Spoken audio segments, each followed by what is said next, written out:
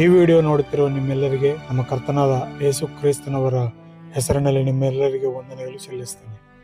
ಆದರೆ ಕನ್ನಡದಲ್ಲಿ ಈ ಒಂದು ಅಂಶವನ್ನು ಕೇಳಿದ್ದಾರೆ ಕೆಲವೊಂದು ಫ್ರೆಂಡ್ಸ್, ಅವ್ರಿಗೋಸ್ಕರವಾಗಿ ಮಾಡಲಾಗುತ್ತದೆ. ಅದಕ್ಕಾಗಿ ಈ ವಿಡಿಯೋನ ಹಂತದವರೆಗೂ ನೋಡಿ, ಹಂಗೆ ನಿಮ್ಮ ಫ್ರೆಂಡ್ಸ್ಗೆ, ನಿಮ್ಮ ಬಂಧುಗಳಿಗೆ ಇನ್ನೂ ಯೇಸು ಕ್ರಿಸ್ತನವರ ಎರಡನೇ ಬರೋಣ ಬಗ್ಗೆ ತಿಳಿಯಲಾರದವರಿಗೆ ಈ ವಿಡಿಯೋನ ಶೇರ್ ಮಾಡಬೇಕಂತ ನಾನು ಕರ್ತನಾದ ಯೇಸು ಕ್ರಿಸ್ತ ನಾಮದಲ್ಲಿ ಬೇಡಿಕೊಳ್ತೀನಿ. ಆದರೆ ಈ ವಿಡಿಯೋದಲ್ಲಿ ಸಂಘವು ಎತ್ತಲ್ಪಟ್ಟ 24 ಗಂಟೆಗಳ ಒಳಗೆ ಏನಾಗುತ್ತದೆ ಎಂಬ ಅಂಶವನ್ನು ನಾವು ನೋಡಿಕೊಳ್ಳೋಣ.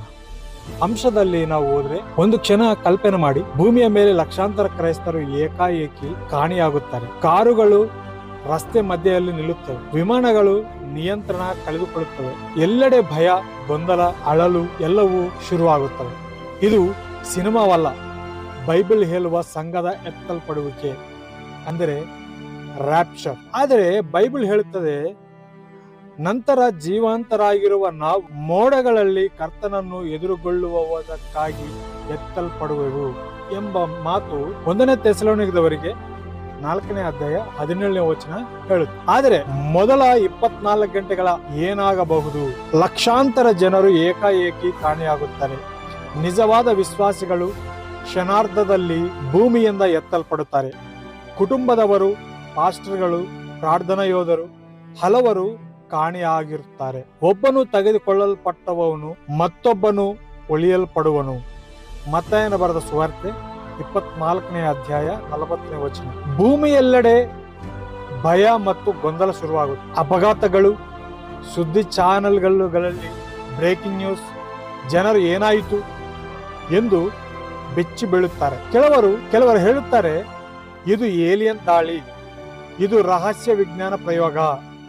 ಆದರೆ ಬೈಬಲ್ ಓದಿದವರಿಗೆ ಸತ್ಯ ಗೊತ್ತಾಗುತ್ತದೆ. ಸರ್ಕಾರಗಳು ತುರ್ತು ಪರಿಸ್ಥಿತಿ ಘೋಷಿಸಬಹುದು. ಲೋಕದ ನಾಯಕರು ಜನರನ್ನು ಶಾಂತಗೊಳಿಸಲು ಪ್ರಯತ್ನಿಸುತ್ತಾರೆ. ಒಬ್ಬ ಶಕ್ತಿಶಾಲಿ ನಾಯಕ ಉದಯಿಸಬಹುದು. ಬೈಬಲ್ ಅವನನ್ನು ಅಂತ್ಯಕ್ರಿಸ್ತು ಎಂದು ಕರೆಯುತ್ತದೆ. ಅವನು ಲೋಕವನ್ನೆಲ್ಲ ಮೋಸಗೊಳಿಸುವವನು. ಪ್ರಕಟಣೆ ಗ್ರಂಥ 13ನೇ ಅಧ್ಯಾಯ ಹೇಳುತ್ತದೆ. ಹಿಂದೆ ಉಳಿದವರು ಸತ್ಯ ಅರಿಯಲು ಶುರು ಮಾಡುತ್ತಾರೆ. ಹಿಂದೆ ಬೈಬಲ್ ಅನ್ನು ಲೆಕ್ಕಿಸದವರು ಈಗ ಭಯದಿಂದ ಹುಡುಕುತ್ತಾರೆ. ಇದು ನಿಜವಾಗುತ್ತೆ, ನಾವು ತಪ್ಪಿ ಹೋಗಿದ್ದೇವೆ. ಕೆಲವರು ಪಶ್ಚಾತ್ತಾಪ ಪಟ್ಟು ದೇವರನ್ನು ಹುಡುಕಲು ಆರಂಭಿಸುತ್ತಾರೆ. ಮಹಾ ಸಂಕಟ ಕಾಲ ಆರಂಭವಾಗುತ್ತದೆ. ಬೈಬಲ್ ಪ್ರಕಾರ ಭೂಮಿಯ ಮೇಲೆ ಭಯಾನಕ ಕಾಲ ಆರಂಭವಾಗುತ್ತದೆ. ಇದು ಮಾನವ ಇತಿಹಾಸದಲ್ಲಿ ಅತ್ಯಂತ ಕಠಿಣ ಸಮಯ. ಆ ದಿನಗಳಂತ ದುಃಖವು ಲೋಕದಲ್ಲಿ ಆಗಿರಲಿಲ್ಲ.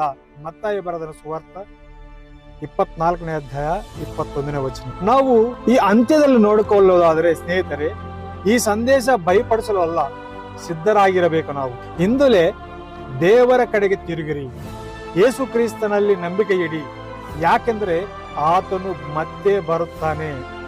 ಆದುದರಿಂದ ನೀವು ಕೂಡ ಸಿದ್ಧರಾಗಿರಿ.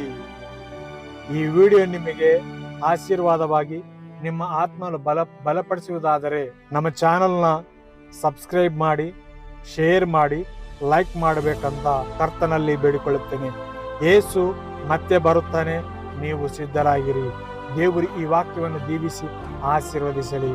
ಆಮೇನ್.